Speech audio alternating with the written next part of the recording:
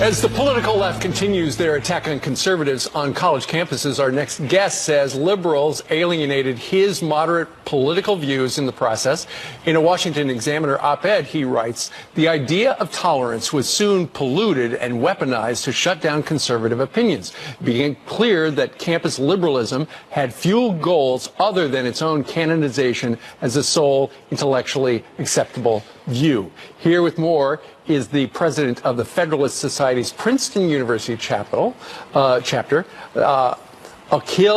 Rajashekar. Yeah. Good morning to you. Good morning. It's very nice to be here. Okay, it's good to have you. So you voted for Hillary Clinton. I did. The day after the election, you figured there would be some people moping around, but you had no idea it was going to be like that at Princeton. Very true. Describe it. Yeah, so I voted for Clinton. I have center-left views. I had it anyway until I was pushed to the right, as I explained.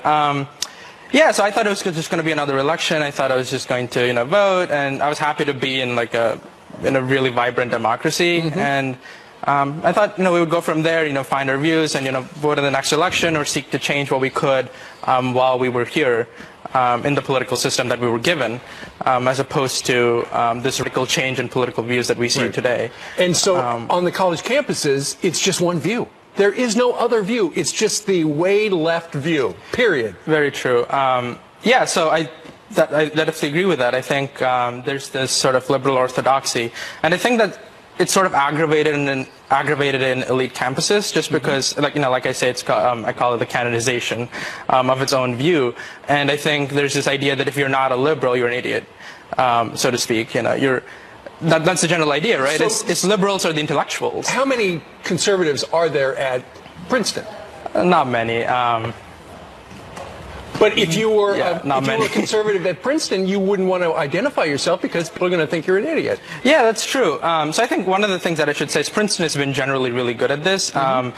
The administration is really good at promoting free speech, and there's a lot of dialogue. We have really good conservative professors. We have Robbie George, Keith Whittington, top tenured professors. It's Princeton. It's really good. They do a really good job of encouraging that intellectual diversity. Right. But the culture still is very much a liberal orthodoxy, as you see it. So you've got some advice in your report. Yeah. What the Republican Party should do, because you've been so disappointed in the reaction from the campus. Yeah, I think Republicans should go the exact opposite way. I think Republicans should sort of embrace the moderates, and if you have to alienate anyone, you should do it to the extremists. I think it should go the opposite way, and stop polarizing within your own party, because that's just going to.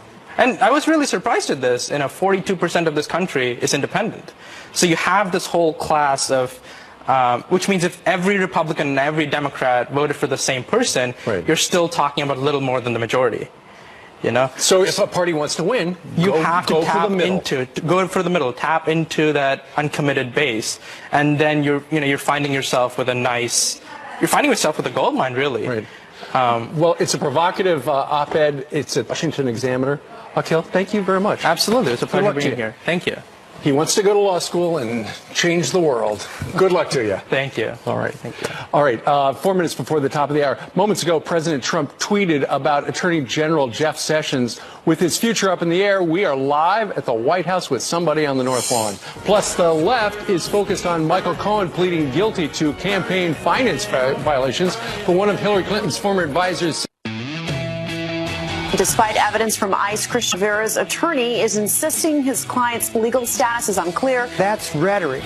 We're dealing with an individual that has a middle school education, so his perception is entitled to equal protection and due process. We need border security. We need a wall to keep illegals from coming over into our country and committing crimes. The president not on the same page with Jeff Sessions. He said, what kind of man is he to recuse himself without telling me from the Russia investigation, or not stepping aside when he realized he had to recuse himself? The president and the attorney general do not have a good working relationship. Hurricane Lane lashing the Hawaiian Islands in what could be the biggest storm there in 26 years. The Big Island is hit with 20 inches of rain in nearly 24 hours. An Illinois mother investigated after a neighbor reported her for allowing her 8-year-old daughter to walk their dog in the neighborhood alone. We did something that was perfectly normal on the North Shore and in parenting.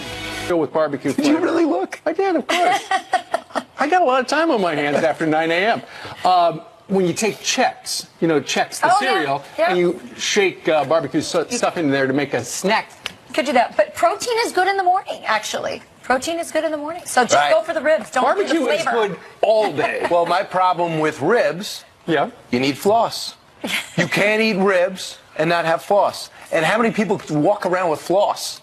You don't bring rope around with you when you leave in the morning. Well, Brian, here's the solution. Just take floss with you. Okay, that's fine. And bring napkins. That was pretty easy. I'm going to go for the mint flavor. By the way, I'm very excited. Lee Brice is going to be here, and he also is capturing one of my mantras, which is one of the names of his songs, big hit, I Don't Dance, which is also what I say every weekend. Remember, I don't dance. And you know what? When you watch his videos, he's not really dancing. Good. He does not do any dancing. I'm excited to hear him and also speak with him. He's a family man, and we have lots of questions about how he's balancing it all. Yep. Right. Maybe he won't.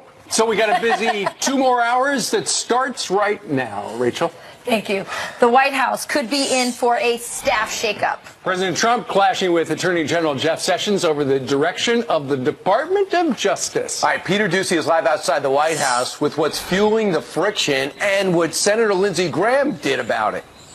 And Brian, President Trump had rewarded Jeff Sessions for his early loyalty to the Trump campaign by making him the Attorney General. But the president is still really mad that Sessions recused himself from the Russia probe. And the Attorney General apparently saw the president telling Ainsley that he was still mad about it yesterday. So Sessions pushed back with this. He said, while I am Attorney General, the actions of the Department of Justice will not be improperly influenced by political considerations. I demand the highest standards, and where they are not met, I take action. Well, just a few minutes ago, the president saw that and responded, Department of Justice will not be improperly influenced by political considerations. Jeff, this is great, what everyone wants. So, look into all of the corruption on the other side, including deleted emails, Comey lies and leaks, Mueller conflicts, McCabe, Strzok, Orr, Page, FISA abuse, Christopher Steele and his phony and corrupt dossier, the Clinton Foundation, illegal surveillance of Trump campaign, Russian collusion by Dems, and so much more. Open up the papers and documents without redaction. Come on, Jeff. You can do it. The country is waiting. And now one of the president's closest congressional allies says Sessions' days may be numbered. The president's entitled to attorney general he has faith in, somebody that's qualified for the job. And I think there will come a time, sooner rather than later, where it will be time to have a new face and a fresh voice at the Department of Justice. Clearly, Attorney General Sessions doesn't have the confidence of the president. But the president has complained about Sessions before, and his job has remained safe so far. Back to New York. Yeah, so far. It's early. Thanks, Peter. But it's important that Lindsey Graham says, not yet. Don't fire him now. Wait till after the midterms. We have so much to do in the fall, like funding the government and getting a Supreme Court justice nominated. But it shows how bad the relationship has gotten, because Lindsey Graham was one of the people saying you should never, ever fire A.G. Sessions. And now he's noticing, listen, this relationship is really bad. It's getting worse. And the president deserves to have somebody he can trust in that position. Don't you think it matters, like you said, it's coming from Lindsey Graham. It's not coming from maybe Jim Jordan or somebody that's always with the president. But he's also, Lindsey Graham and Rand Paul now are aligned very closely with the president. They spend a lot of time with him. Although Lindsey Graham and Rand Paul don't like each other. Well, they don't, and so they appear separately. Meanwhile, this guy right here, his name is David Pecker, and he owns the National Enquirer. And the big story today is apparently he and his company cut a deal with the feds because the federal government and the prosecutors in the Southern District of New York have been looking into payments that were made by Mr. Pecker to Stormy Daniels and also a Playboy model that is regarded as hush money. And the whole idea is they regard it as a campaign violation. And so they're trying to connect all the dots, and apparently some of the dots between Donald Trump and the payments go through the National Enquirer.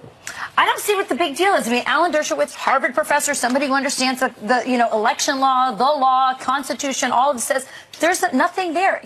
Donald Trump can give money to his own campaign. As long as Donald Trump gave that money to, shut up these mistresses, which, by the way, didn't really work very well. But anyway, that's what he tried to do. He's allowed to do that to save his marriage, to save his campaign, for whatever reason. So does David Pecker back up with Michael Cohen saying that Donald Trump, he says that Michael Cohen made the payments on the direction of then billionaire, he's still a billionaire, but then businessman Donald Trump. Does David Pecker back that up? Maybe he can, in turn for immunity, does he say that? And then to your point, Rachel, what does it mean legally in the big picture? Turns out there are a lot of celebrities that might have some issues that they did not want out if they want to run for public office. And if you just look at the attack right now on the president, what an agenda. Now they go, let's look at his foundation. Let's find out what his lawyer, let's raid his lawyer's apartment. Let's go after and raid in the middle of the night Paul Manafort's place. He was there for 3 months. Right. You cannot blame the president for feeling like he's being surrounded and targeted. The question is fundamentally, are any of these things illegal? And if anyone's sitting out there in the business world saying to themselves, I'd love to run for public office, right, they're running for the hills right now. That's right. Because this president was the first to do it, and now stuff that happened before he was even formally a candidate is coming back to haunt him. Brian, I think your point is so good because, there's all this chaos, there's all this stuff, but you're right. The message to anyone who's an outsider who's thinking about running for president is if the political class doesn't appoint you or give you permission, then they will destroy you. That's the message. So regarding David Pecker, apparently he had kept all of these secret documents where he had arranged so-called capture and kill arrangements with different people. They were in a safe, according to the Associated Press, and now it looks as if the feds are going to be able to take a look at it. And that's one of the reasons why, if you click around on all the channels, every once in a while, people mention a word that starts with an I. Just a little bit, right? Here's that example over on MSNBC just Wednesday.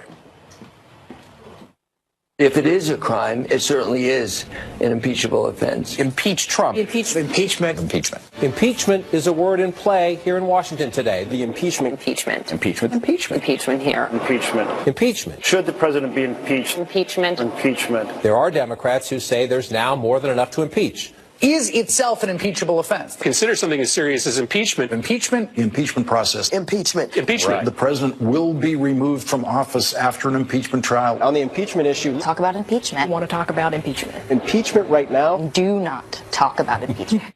Okay, so that was both MSNBC and CNN, and you take a look at the number of times it was mentioned in 18 hours on Wednesday, CNN 108, and over on MSNBC 114. And by the way, for those political experts, they know, even if you're a Democrat, that to use the word impeachment, what you're doing is igniting the Trump base, and you're igniting Republicans who don't feel as though impeachment is something that they want to see happen.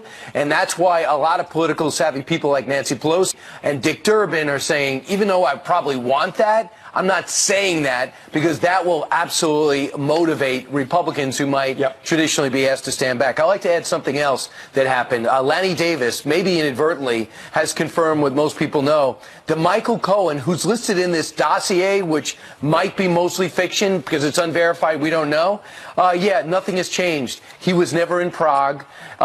He told Jonathan Swan nothing has changed in terms of his testimony in 2017. Also on his testimony in 2017, he did say that President Trump did not know in advance of any Trump Tower meeting. So under oath. In other words, Lanny Davis confirmed that the stuff in the dossier was fake. Nonetheless, by mistake, I'm sure. The president of the Lanny took a look and he said, that's just not right because I checked with my client and he wasn't there.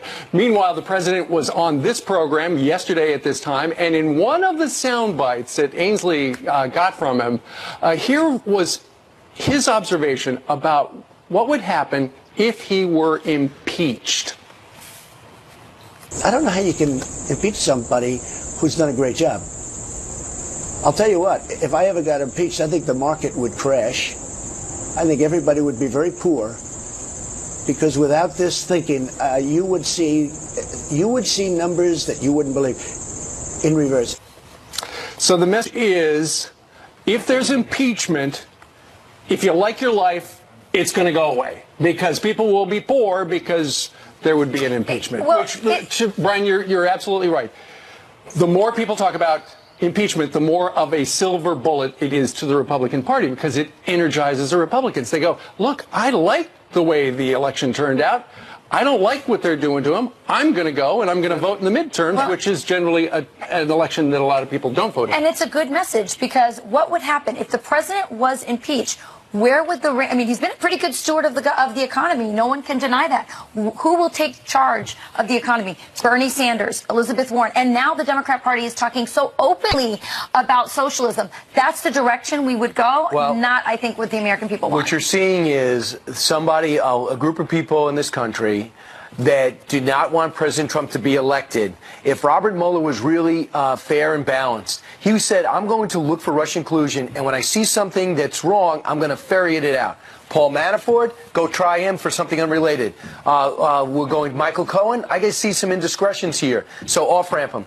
Well, when you're looking, did you look to see who paid for the dossier? Did you look about Fusion GPS? Did you see where it was listed in the Hillary Clinton camp? Did you see some inequity in the way both cases were looked at? If he wanted to galvanize the country to believe the investigation was fair, he'd be doing that. But it's only going one direction for stuff that happened before this president was even a candidate for president. So the more people talk impeachment, the more it riles up the Republicans. Absolutely, and that was the concern the Republicans had in going into the midterms, is the economy's good. Could they get their base out to vote? This will help. A secondary issue. All right, meanwhile, 12 minutes after the top of the hour.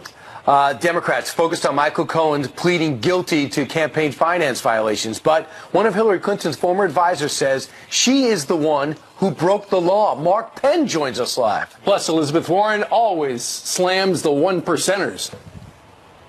The proposal from the Republicans is just cut. That's the only way that they can produce tax cuts for millionaires. But it turns out she's Channel 115.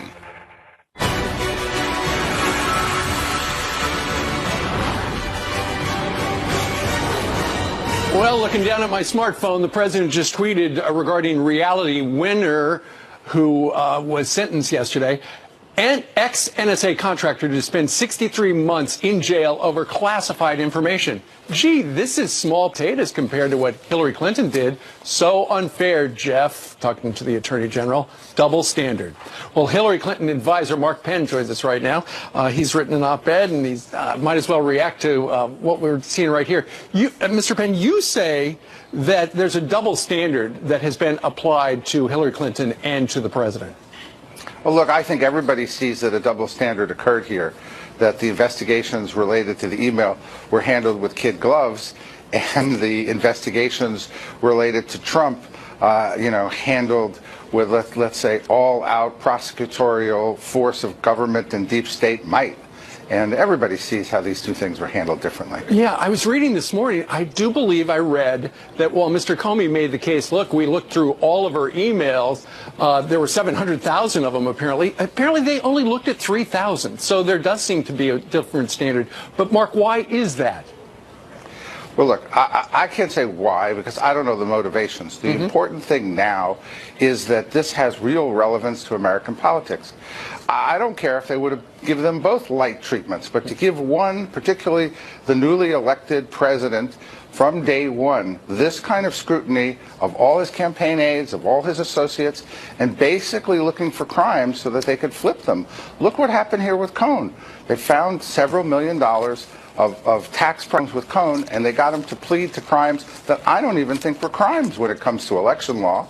Right. And the news this morning, the tabloids here in New York and elsewhere, it's all about how it sounds like the guy who runs the National Enquirer is getting an immunity deal so that he can kind of connect some dots about were there any capture and kill situations that could have been campaign violations.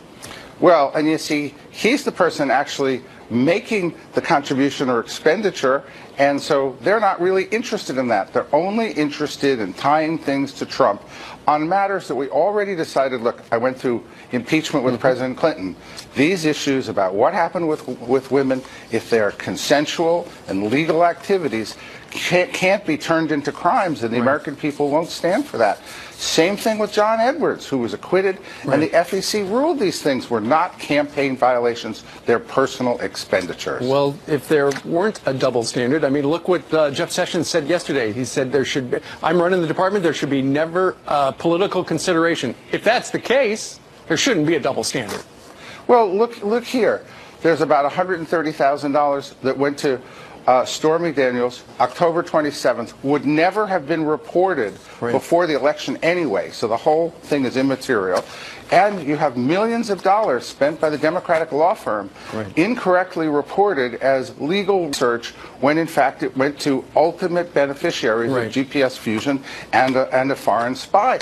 That was covered up, and yet they do nothing about that. Now, look, either say both of these are civil matters, or both of these got to get the same investigation. Let's see what happens. Mark Penn, always a pleasure. Have a good weekend, sir. Thank you. All right. Meanwhile, straight ahead, this illegal immigrant was charged with hitting a preschool teacher and her car and taken off. So what happened when it was time for her to face a judge? She never showed. All right, now it's time for your headlines. You got a preliminary autopsy report shedding light on Molly Tibbetts' brutal murder. Get this. According to officials, the Iowa college student died from multiple sharp force injuries. How horrific. Her alleged murderer, Christian Rivera, is an illegal immigrant, but his lawyer claims President Trump has no business getting involved. He's brought himself into it, and I think that people are buying into the concepts and notions that Mr. Trump is bringing forward. And at this stage in the process, it's not proper. Really? Molly's funeral is scheduled for Sunday in Iowa. And a vintage warplane crashes and bursts into flames. And somehow, and thankfully, the pilot survives the Korean War jet slamming into the ground as it tried to land at an airport over in Minnesota. Two witnesses jumping a fence and pulling the pilot to safety. He was rushed to the hospital in critical condition, expected to survive. The cause of the crash is under investigation. And that's what's happening. Plus more, the media meltdown over President Trump continues. Take a look at this Time magazine cover showing the president, it looks like he's in over his head, drowning in the Oval Office with the headline, "In Deep." But the media itself drowning in its bias. Here to weigh in is Scott Adams, the creator of Dilbert Cartoon and the author of Win Bigly, Persuasion in a World Where Facts Don't Matter. Scott, it's so exciting to have you here. I'm a big fan of your show. I actually brought my cup so we could have a simultaneous sip as you do at the start of your show, but it seems like you don't have a cup of coffee with you. No, I'm traveling without coffee. I'll take one for you. So you said recently, by the way, you were on Twitter, and you said that you judge the president as you would judge your plumber. What do you mean by that? Well, if my plumber has some personal problems, but he fixes my pipe, I'm okay with my plumber. And likewise, I don't think anybody voted for the president for a role model. I've never even heard of that. I've never heard of anybody say, you know, I really thought he was going to be my role model for all elements of my life, and my children wouldn't need me anymore, and I don't even need to be a parent. I'll just turn on the TV and let him look at the president. But I don't think anybody thought that when they voted for him. So at least his supporters are not disappointed in anything as long as the economy is good and the world is ticking along okay. Suddenly, POTUS can stand for Plumber of the United States of America. Hey, Scott, let me ask you this, though. What did you make, as a guy who's drawn a million cartoons in his life, and the visual display, what did you think of that Time magazine display with the 3 images of Donald Trump over his head, apparently on the verge of drowning, in deep? Well, in terms of imagery, it's really great. But you notice we're in this 2 completely different realities now. In one reality, the president keeps violating all these things which are not actual laws. So, for example, there was a collusion that isn't illegal, the obstruction that didn't happen, the meeting at the tower that wasn't illegal, and now the payments to Stormy that are totally illegal. So part of the country believes that he's a serial lawbreaker. The other side sees absolutely nothing happening. And I usually apply what I call the Bigfoot test to those 2 realities, which is two hunters go into the forest, and they come back, and one of them says, "We talked to Bigfoot," and the other hunter says, "I was with you the whole time. I didn't see Bigfoot." Which one of them is crazy? Well, it's usually the one who's seeing stuff that isn't there. And there are at least 4 crimes that the people on CNN can see completely clearly, just as well as they can see Bigfoot in the forest. And the rest of them, and Alan Dershowitz, who seems to know a lot about the law, looks at it and goes, I don't see any crime here. Yeah. Right, and also just take it one step further. If the rest of the Bigfoot's family was paid off not to say that they saw Bigfoot in the woods, because everybody in and around President Trump is under siege.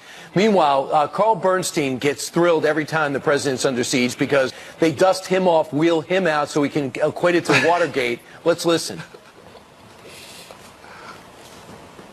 What we're seeing is worse than Watergate. What we're seeing now is the egregious conduct of the man who was the President of the United States with no regard for the rule of law before he was president, in his campaign, or as President of the United States. What a deal he's got. He could stay in New York and doesn't have to walk into the studio, even though there's studios in New York. So it's worse than Watergate. He said that like 500 times already.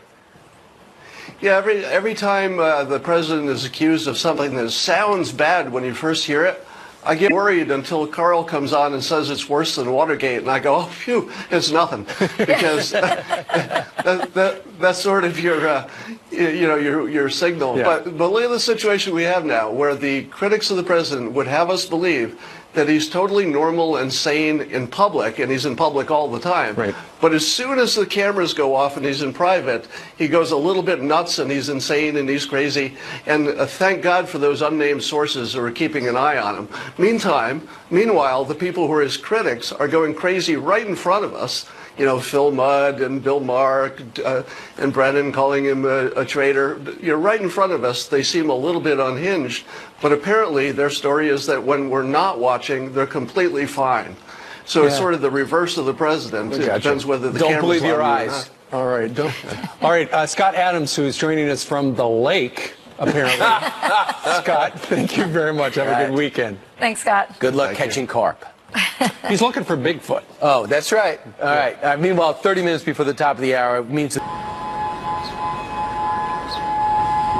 We are back with the Fox News Alert. Sirens warning beachgoers in Hawaii as Hurricane Lane moves dangerously close to the islands of Maui and Oahu. The Category 3 storm already lashing parts of the state, dumping 20 inches of rain in nearly 24 hours on the Big Island. All right, the slow-moving hurricane now sparking massive flooding and landslide concerns. Adam Klotz is tracking it. Adam, it's getting bad. Yeah, guys, it's getting really bad. And part of the reason you mentioned it's a slow mover, and that continues to be the case. Now moving north at only 5 miles an hour. So because of that slow movement, all those bands of rain just continue to hit the same places over and over and over again. Particularly you're getting into Hawaii's Big Island, Hawaii, the western island there. Flash flood warnings in that region, particularly on the eastern side of the island, because all of that rain hitting the mountains, sliding on down. And we're seeing, again, as much as 2 feet, eventually maybe 30 inches in some of those locations. Here is your forecast track over the next 12 hours or so. You do notice it's a weakening storm. So from Category 3 down to a Category 1 storm, it's going to make a quick turn out to sea, which is good news for folks. How close is it going to get to the islands? Well, it all depends on when that turn happens. It's something we're still waiting to see. Several models here. A couple of these models take it all the way to making landfall. Most of them do not. Obviously, the earlier this turns away, the better this is going to be. But no matter what, whether it makes landfall or not, this is going to be a problem as far as rainfall goes. Again, spots on the Big Island getting as much as 30, maybe more inches of total precipitation. Spots in Maui getting anywhere from 10 to 20. It is going to be a long next 12 hours. Jillian. All right, we will stay tuned into your forecast. Thank you, Adam. Let's get your headlines right now. And the search is on for an illegal immigrant accused of hitting a preschool teacher, then taking off. Police in Indiana say Joanna Lua Nunez failed to show up for a court appearance yesterday. She was arrested back in May, but posted bail. ICE says the local sheriff's department ignored her detainer and didn't notify them. The sheriff says ICE failed to do its job. Democrat Nancy Pelosi says she's staying in politics despite growing calls for her to step aside.